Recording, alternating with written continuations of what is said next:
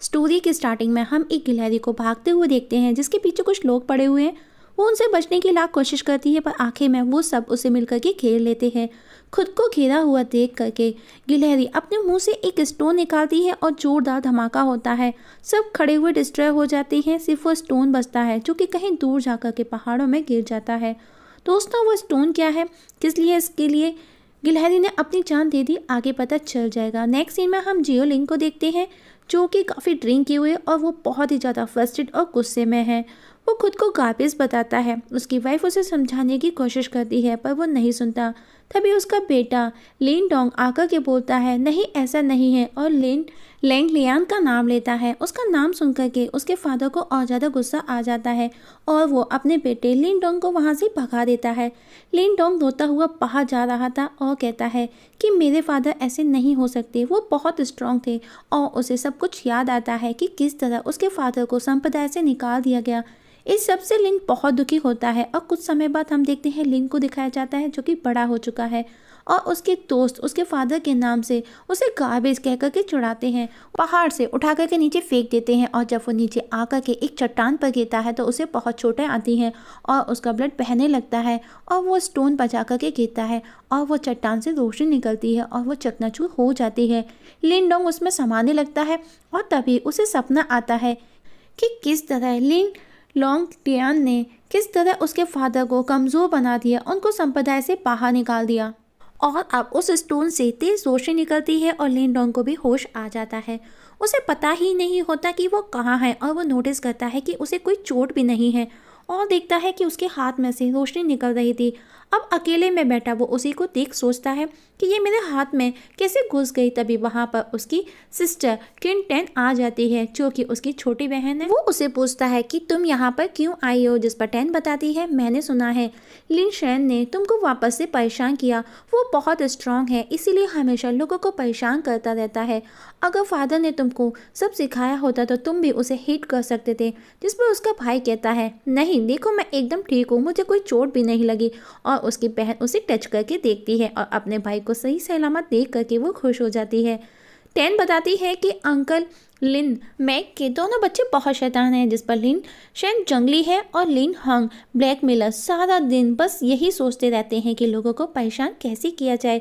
जिस पर उसका भाई बोलता है छोड़ो ये बताओ फादर कैसे हैं। अब जिस पर उसकी बहन बताती है कोई प्रॉब्लम नहीं, कल मैं उनके लिए एक पहाड़ से कुछ दवा लेकर के आऊँगी जिससे उन्हें उनकी आधी पावर वापस मिल जाएगी, बाकी कि मेरा बड़ा भाई यानी कि तुम रिकवर करा दोगे उनको ट्रेन करके। उसकी बातें सुन करके लिन डोंग को खुशी होती है। अब वो उसे जाकर के सोने का बोलता है पर वो टेन उसके साथ में खेलना चाहती है। जिस पर लिन डोंग उसे समझाता है कि उसकी बॉडी आइसी है, उसे ज़्यादा से ज़्यादा आराम करना चाहिए। लेकिन वो जिद करती है और अब दोनों हाइड एंड सीक गेम खेलते हैं।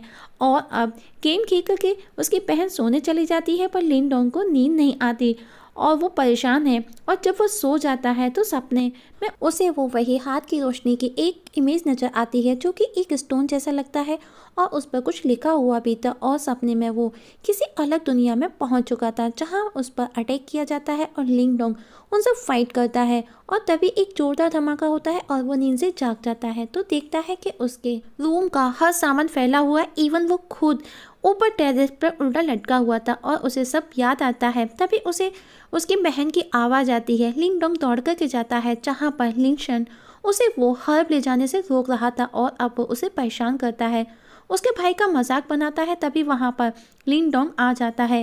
वो वापस उसे कचरा बोल करके चिढ़ाता है और उसे कहता है कि कुछ दिनों से वो दिखाई नहीं दिया, कि डोले शोले बना रहा था और पिछली बार तो तू बच गया पर इस बार नहीं बचेगा। और ये देख कर के उसकी बहन टेन उसे घर चलने का बोलती है पर लिन डोंग उसे चैलेंज करता है और फाइट करता है। उस दौरान वो अपने हाथ में वापस वही रोशनी देखता है और उसे समझ आ जाता है कि रात का सपना सच था। लिन शन भी उसे 4th स्टेज पर देख चौंक जाता है, कल तक जिसकी बॉडी 2nd स्टेज पर थी, और कहता है खैर इस सबसे कोई फर्क नहीं पड़ता, गार्बेज गार्बेज ही रहेगा। और ये सुन करके लिन डोंग को और ज़्यादा गुस्सा आ जाता है और वो उस पर गुस्से में अटैक करता है और लिन शन दूर जाकर के गिरता है। उसके भाई उसके पंच को स्टोरी वापस से प्रेजेंट में आती है। लिन डोंग ले को थैंक्स कहता है कि शुक्रिया, तुमने हमें उस गुफा में फेंका और हमें ये पाइथन टाइगर बेबी मिले। वो यम कहता है जो कि बहुत ही ज़्यादा गुस्से में था। वो कहता है तुम लेई फैमिली जीत हासिल करने के लिए कुछ भी कर सकते हो, कुछ भी। वहाँ खड़े सभी लोगों को उसकी बातें सुनकर के गुस्सा आता है कि लेई फैमिली सच में ऐसी है। तब जियान कहता है grandfather too much difficult, winner घोषित करना कौन होगा। तब बाओ कहता है जो कि सिर्फ एक कंपटीशन है, और वो फाइट करने का बोलता है दोबारा से, और कहता है कि हम तय करेंगे कि कौन विनर है, और जो भी विनर होगा वो इन पाइथन बेबीज़ को ले लेगा। मास्टर लुओ कहता है ये तो गलत है। अब सब सोच में पड़ जाते हैं। तब लिंग डोंग आगे आकर के एक्सेप्ट करता है चैलेंज को। फाइट स्टार्ट होती है। हर कोई टेंशन में है क्योंकि लेली आरती युआन है, वो बहुत ज़्यादा पावरफुल है, और अब लेली उस पर अपनी पावर का यूज़ करता है, पर लिंग डोंग का बाल बांका नहीं होता। ये देखकर के लिंग डोंग अंकल उसके फादर से पूछते हैं तुमने उसे इतना जल्दी ये सब कैसे सिखाया। स्टोरी फ्लैशबैक में जाती जहाँ पर वो अपने बेटे को यिन पर्ल का बताता है कि वो यिन पर्ल से कैसे अर्थ युआन स्टेज तक पहुंच सकता है। ले भी लिंग डोंग को देख करके चौंक जाता है उसकी स्किल पावर को, और अब गुस्से में वापस दोनों के बीच में फाइट कंटिन्यू होती है। वहाँ मौजूद तीनों फैमिली मेम्बर्स लिंग डोंग की पावर स्किल्स को देख करके हैरान थे। वहीं ले गुस्से में कंटिन्यू लिंग डोंग पर अटैक करता जा रहा था।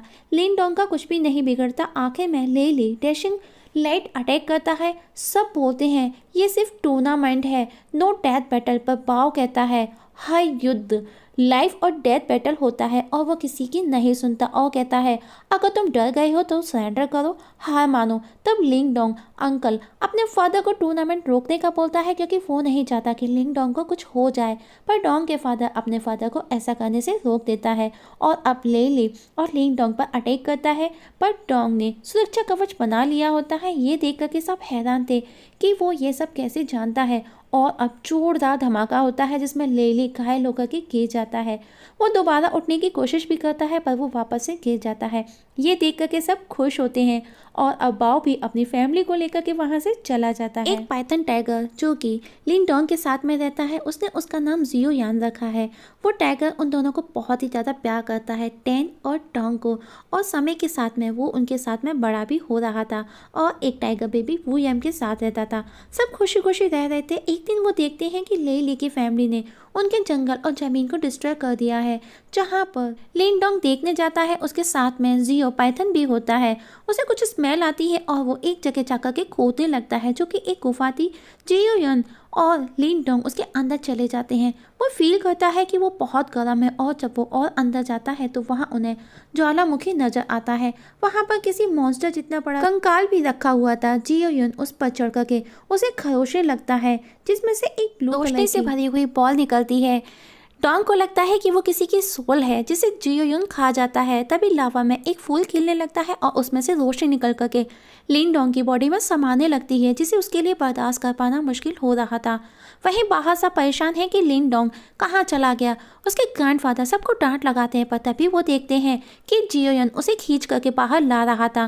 तब वो उन्हें एक स्टोन दिखाता है जिसे देख सब चौंक जाते हैं, जो कि यांग युआन स्टोन था, और वो उन्हें वोल्केनो केव का भी बताता है। और तब सबको समझ आ जाता है कि यांग को एनर्जी कहाँ से मिलती है, और अब सब मिल करके उस गुफा में पहुँच करके खुदाई करने लगते हैं, क्योंकि उन्हें लगता है वहाँ पर पक्का उस स्टोन की माइन होगी।